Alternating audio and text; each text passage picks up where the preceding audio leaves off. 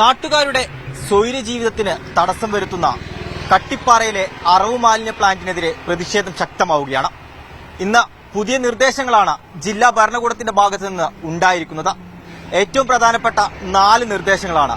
ഒന്ന്, നിലവിലെ കൊണ്ടുവരുന്ന മാലിന്യത്തിന്റെ അളവ് കുറക്കുക, പുതിയ മാലിന്യങ്ങൾ മാത്രം കൊണ്ടുവരിക ഉൾപ്പെടെയുള്ള നിർദ്ദേശങ്ങളാണ് മുന്നോട്ട് വെച്ചിരിക്കുന്നത്. എന്നാൽ ഈ ഒരു നിർദ്ദേശങ്ങൾ ഒരിക്കലും അംഗീകരിക്കാൻ കഴിയില്ല എന്നുള്ളതാണ് സമരസമിതിയുടെ നിലപാട്. ഇപ്പോൾ പുതിയ നിർദ്ദേശങ്ങളൊക്കെ വന്നത്, ഈ നിലപാട് എന്തുകൊണ്ടാണ് അംഗീകരിക്കില്ല എന്ന് പറയുന്നത്? 5 വർഷമായി ഈ സമരം, ഒരുപാട് നിർദ്ദേശങ്ങൾ ഇതിനു മുമ്പൊക്കെ കളക്ടർ വിളിച്ച യോഗത്തിലൊക്കെ മാറി മാറി വരുന്ന കളക്ടർ യോഗങ്ങളിലൊക്കെ വിളിക്കാറുണ്ട്. സമരസമിതിയുടെ 23ാമത്തെ ദിവസമാണ് ഇന്ന്. 2 ദിവസം മുന്നേ കളക്ടർ ജനകീയ സമരസമിതിയെയും അതുപോലെ തന്നെ 4 പഞ്ചായത്ത് പ്രസിഡന്റുമാരെയും അതുപോലെ പൊല്യൂഷൻ കൺട്രോൾ ബോർഡിന്റെ ആളുകളെയും ഒക്കെ വിളിച്ചു കഴിഞ്ഞൊരു മീറ്റിംഗ് ഉണ്ടായിരുന്നു.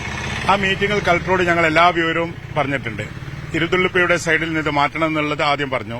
പിന്നെ ഞങ്ങൾ അവർ 30 ടണ്ണല്ല, ഞങ്ങൾ അവിടെ 150 ടണ്ണോളം മാലിന്യങ്ങൾ കൊണ്ടുവരുന്നെന്ന് പറഞ്ഞു. കോഴിക്കോട് ജില്ലയിൽ 1000ഓളം കോഴിക്കടകളുണ്ട്. ഈ കടകളിൽ നിന്നൊക്കെ മാലിന്യങ്ങൾ അവിടെയാണ് വരുന്നത്. 74 പഞ്ചായത്തുകളും നമ്മുടെ കോർപ്പറേഷനും അതുപോലെ തന്നെ മുനിസിപ്പാലിറ്റികളിലുള്ള മാലിന്യങ്ങൾ മുഴുവൻ ഈ ഒരു പ്രദേശത്താണ് കൊണ്ടുവരുന്നത്. ഈ ആളുകൾ തിങ്ങിപ്പാർക്കുന്ന ഇരുതുള്ളിപ്പുഴയുടെ തീരത്തുള്ള ആളുകൾ തിങ്ങിപ്പാർക്കുന്ന ഈ സ്ഥലത്തേക്കാണ് ഇത്രയും മാലിന്യങ്ങൾ കൊണ്ടുവരുന്നത്. അപ്പോൾ ഞങ്ങൾ കളക്ടറോട് ആ കാര്യങ്ങളൊക്കെ പറഞ്ഞു. 30 ടണ്ണല്ല, 150 ടണ്ണ്. കളക്ടറെ 90 ടണ്ണ് കളക്ടർ സമ്മതിച്ചു. ഞാൻ അഫിഡവിറ്റ് കോടതിയിൽ കൊടുത്തത് 90 ടണ്ണാണെന്ന് പറഞ്ഞു. അപ്പോൾ ഞങ്ങൾ പൊല്യൂഷൻ കൺട്രോൾ ബോർഡ് ഉണ്ടാക്കിയ നിർദ്ദേശങ്ങളാണിത്. ഇവരുണ്ടാക്കി കൊടുത്ത നിർദ്ദേശങ്ങൾ പൊല്യൂഷൻ കൺട്രോൾ ബോർഡ് അവിടെ വായിച്ചു. കളക്ടർ തന്നെ ചോദിച്ചു അവരോട്, നിങ്ങൾ ഉണ്ടാക്കിയതാണോ അതല്ലെങ്കിൽ ഫ്രഷ് കട്ടിന്റെ മുതലാളിമാരുണ്ടാക്കി തന്നതാണോ എന്ന് ചോദിച്ചപ്പോൾ അവിടെ പൊല്യൂഷൻ കൺട്രോൾ ബോർഡിന്റെ ഉദ്യോഗസ്ഥ കുറച്ചു നേരം സൈലന്റ് ആയി നിൽക്കേണ്ടി വന്നു. അതിനുശേഷം അവർ പറഞ്ഞു ഞാൻ ഉണ്ടാക്കി കൊടുത്താന്ന് പറഞ്ഞു. പക്ഷെ ഞങ്ങൾക്ക് ഉറപ്പായിട്ടും അറിയാം അവരുണ്ടാക്കി കൊടുത്തതല്ല, പിന്നെ ഫ്രഷ് കട്ടിന്റെ മുതലാളിമാരുണ്ടാക്കി കൊടുത്ത നിർദ്ദേശമാണെന്ന് ഞങ്ങൾക്ക് ഉറപ്പായിട്ട് അറിയായിരുന്നു. ഓരോ സമയത്തും സമരങ്ങൾ നടക്കുമ്പോൾ ഇതുപോലത്തെ നിർദ്ദേശങ്ങളാണ് കളക്ടർ വെക്കുന്നത്? അതെ, ഇതുപോലത്തെ നിർദ്ദേശങ്ങളാണ് പലപ്പോഴും വെക്കാറുള്ളത്. 30 ടണ്ണ് ആവും, 30 ടണ്ണ് ഉണ്ടാവും എന്ന് പറയും. എന്നിട്ട് അവർ 150 ടണ്ണോളം ഇവിടെ പ്രവർത്തിക്കുകയും ചെയ്യും. പിന്നെ പൊല്യൂഷൻ കൺട്രോൾ ബോർഡ് ഉദ്യോഗസ്ഥ പറഞ്ഞത് 5 മണിക്ക് ശേഷം എനിക്ക് അവിടെ വരാൻ കഴിയില്ല. അപ്പൊ ഈ ഒരു ഇപ്പൊ ഇന്ന് മുന്നോട്ട് വെച്ച 4 നിർദ്ദേശങ്ങളുണ്ട്. ഇതുകൊണ്ട് നിങ്ങളുടെ പ്രശ്നങ്ങൾ തീരുമോ? ഇത് കഴിഞ്ഞ മാസം DLFMC മീറ്റിൽ ബഹുമാനപ്പെട്ട കളക്ടറുടെ മുൻപാകെ അവർക്ക് വേവ് ബ്രിഡ്ജ് സ്ഥാപിക്കാൻ പറഞ്ഞിരുന്നു. ആ പ്ലാന്റിലേക്ക് എത്ര ക്വാണ്ടിറ്റി വേസ്റ്റ് വരുന്നുണ്ട് എന്നുള്ളത് അവരവിടെ ആളെ വെച്ചുകൊണ്ട് മോണിറ്ററിംഗ് സംവിധാനം ഏർപ്പെടുത്താമെന്ന് പറഞ്ഞിരുന്നു. അത് പറഞ്ഞിട്ട് 1 മാസം കഴിഞ്ഞു. അന്ന് 30 ടണ്ണിന് വേസ്റ്റ് അവർക്ക് കപ്പാസിറ്റി ഉള്ളൂ. അന്ന് ബഹുമാനപ്പെട്ട കളക്ടർ പറഞ്ഞത് 25 ടൺ വേസ്റ്റ് അവിടേക്ക് വന്നാൽ മതി, എന്നിട്ട് നമുക്ക് നോക്കാം പ്രശ്നത്തിന് പരിഹാരം കാണാൻ പറ്റുമോ. ബാക്കി വരുന്ന വേസ്റ്റുകൾ മലപ്പുറം ജില്ലയിലേക്കോ കണ്ണൂരേക്കോ ചെയ്തിട്ട് ഈ പ്രശ്നത്തിന് പരിഹാരം കാണാൻ പറ്റുമോ എന്ന് നോക്കിയിട്ട് ഇപ്പോൾ 1.5 മാസത്തോളായി. ഇന്നലെ DLFMC മീറ്റിംഗ് ഞങ്ങൾ പോയി. ഇന്ന് രാവിലെ വരെ ഞങ്ങൾ ഈ നാട്ടിലെ മാലിന്യത്തിന്റെ സ്മെല്ലിനോ ഒരവസ്ഥക്കും ഒരു മാറ്റവും ഇല്ല. പിന്നെ ക്വാണ്ടിറ്റി കുറച്ചു വന്നിട്ടും ഞങ്ങൾ ഈ പ്രശ്നത്തിന് പരിഹാരമില്ല. അവിടെ ഈ വേവ് ബ്രിഡ്ജിന്റെ അടുത്ത് അവിടെ മോണിറ്ററിംഗ് ഉദ്യോഗസ്ഥന്മാരോ ആരും അവിടെ പോയി നിൽക്കുന്നില്ലല്ലോ. ഈ സ്മെല്ല് നിങ്ങൾ അവിടെ പോയല്ലോ, നിങ്ങൾക്ക് അവിടെ നിൽക്കാൻ പറ്റുന്നുണ്ടോ? പിന്നെ എങ്ങനെ അവിടെ ഒരു മോണിറ്ററിംഗ് സംവിധാനം ഏർപ്പെടുത്താൻ പറ്റും? ഇത് തികച്ചും തെറ്റായ ഒരു അശാസ്ത്രീയമായുള്ളൊരു നടപടിയാണ്. പക്ഷേ ബഹുമാനപ്പെട്ട കളക്ടർ ഈ പ്രശ്നത്തിന് പരിഹാരം കാണാൻ വേണ്ടിയിട്ടാണ് ഉദ്ദേശിക്കുന്നത്.